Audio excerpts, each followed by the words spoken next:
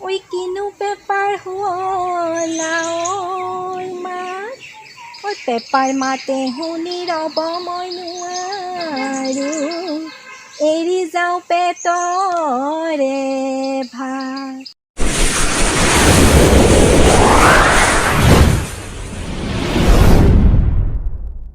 নমস্কাৰ, মই বৰ্ণালী বৰ্মনে আপোনালোক সকলোকে গ্ৰামাঞ্চলৰ টুকুৰা বাৰ্তা ইউটিউব চেনেললৈ স্বাগতম জনাইছোঁ। মই আপোনালোকক আজি ভিতৰুৱা গ্ৰামাঞ্চলৰ এজন ব্যক্তিৰ সৈতে পৰিচয় কৰাই দিব বিচাৰিছোঁ। তেখেত হৈছে এজন লোকবাদ্য শিল্পী, এজন পেঁপাবাদক। তেখেত হৈছে আমাৰ গোলাঘাট জিলাৰ কমাৰবন্ধা অঞ্চলৰ ৰাইডেঙীয়া গাঁৱৰ নিবাসী শ্ৰীযুত দিলীপ শইকীয়াদেৱ। তেখেতে ৮০ দশকৰ পৰা আজি পৰ্যন্ত পেঁপা বজাই সুনাম অৰ্জন কৰি আহিছে। তেখেতৰ পেঁপাৰ লহৰত নাচিবলৈ গাঁৱৰ ডেকা গাভৰু সকলো ঢপলিয়াই আহে। তেখেতৰ পেঁপাৰ মাতত গোটেই চুবুৰীয়া ৰজনজনাই থাকে। সেই তেনে এজন লোকবাদ্য সাধক, তেনে এজন শিল্পী আমি আজি আপোনালোকৰ আগত পৰিচয় কৰাই দিবলৈ আগবাঢ়িছোঁ। আহকচোন আমি প্ৰথমতে তেখেতৰ এটি পেঁপা লহৰ শুনি লওঁ। নমস্কাৰ, মোৰ লগত সহযোগ কৰিছে উপেন বৰা ওজাই। নমস্কাৰ।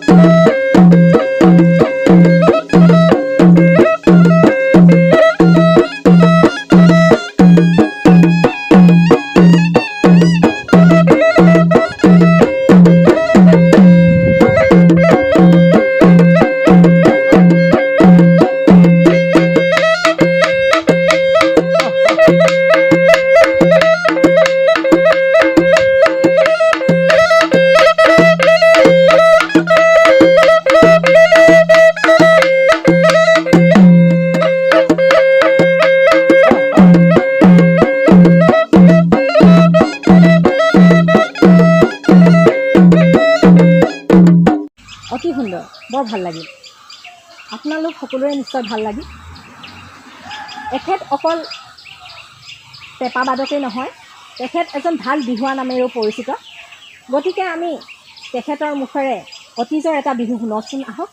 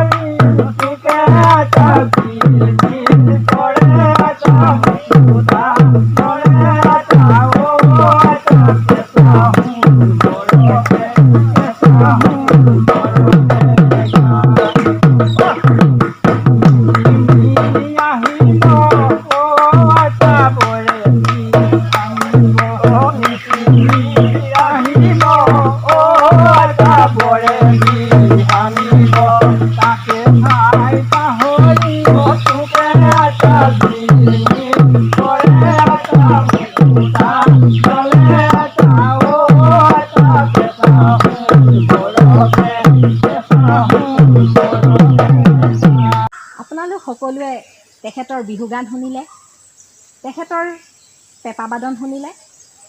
এতিয়া আমি তেখেতৰ মুখেৰে তেখেতৰ অনুভৱ আৰু মনৰ বতৰা শুনোচোন, আহক। 50 দশকৰ পিছতেই মোৰ জন্ম হৈছিল। প্ৰায় 10-12 বছৰৰ বয়সৰ পৰাই মোৰ বিহুৰ প্ৰতি ধাউতি আছিল। বিশেষকৈ পেঁপা বজোৱাত প্ৰথমে মই আৰম্ভ কৰিছিলোঁ মাটিকঁঠালৰ পাতে পেঁপা বনাই সাজি বজাইছিলোঁ।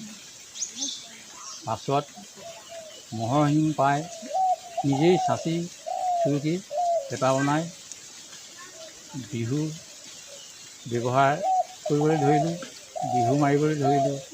70 দশকৰ পিছত বিহু মাৰি বহু জেগা পেঁপা বজাই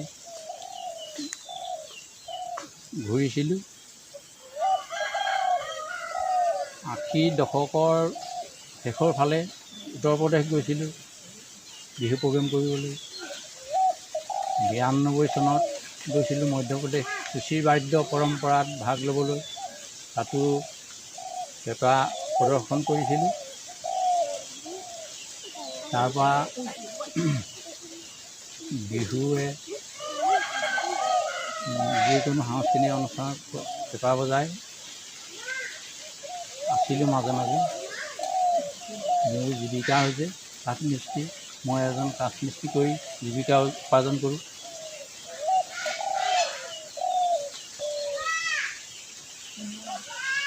বিহুৰ প্ৰতি ধাউতি থকাৰ কাৰণে আজিও এই টুকুৰা খবৰৰ জৰিয়তে এটি সামান্য প্ৰগ্ৰেম কৰিছোঁ। তাত অনেকখিনি ভুল ভ্ৰান্তি হৈছে।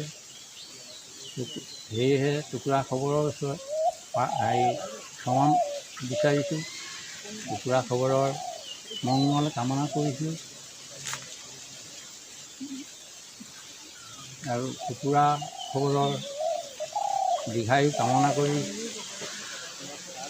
সমূহ অসমবাসীলৈ বিহুৰ ওলগ জনাই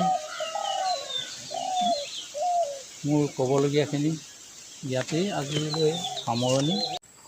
শ্ৰদ্ধাৰ ভিৰলিত শইকীয়া দেৱলৈ আমাৰ ইউটিউব চেনেল গ্ৰামাঞ্চলৰ টুকুৰাৰ বাৰ্তাৰ ফালৰ পৰা ধন্যবাদ জ্ঞাপন কৰিছোঁ। তেখেতে বহুমূলীয়া সময় আমাক প্ৰদান কৰাৰ বাবে আৰু লগতে তেখেতৰ দীৰ্ঘায়ু আৰু সুস্বাস্থ্য কামনা কৰিছোঁ। প্ৰিয় দৰ্শকসকল, আমাৰ এই ভিডিঅ'টি চাই কেনে পালে জনাবচোন আৰু লগতে গঠনমূলক পৰামৰ্শৰে আমাক উৎসাহিত কৰিব বুলি আশা কৰিছোঁ। পুনৰ লগ পোৱাৰ আশাৰে আজি এই অনুষ্ঠানৰ পৰা মই বিদায় লৈছোঁ। ধন্যবাদ।